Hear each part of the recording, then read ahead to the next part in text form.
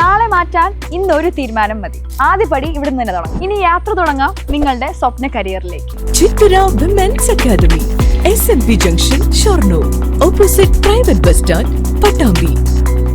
Ottapalam government ബദിര വിദ്യാലയം മികവിന്റെ കേന്ദ്രമാക്കി മാറ്റിയതിന്റെ ഉദ്ഘാടനം ആഗസ്റ്റ് 1 നടക്കും. Ottapalam MLA advocate K. Premkumar ഉദ്ഘാടനം നിർവഹിക്കും. ഈ മാസം 22 നടത്താനിരുന്ന മികവിന്റെ കേന്ദ്രം ഉദ്ഘാടനം മുൻ മുഖ്യമന്ത്രി VS അച്യുതാനന്ദന്റെ വിയോഗത്തോടെയാണ് മാറ്റിയത്. ആഗസ്റ്റ് 1 തന്നെ ഇതിന്റെ ഉദ്ഘാടനം നടത്തും.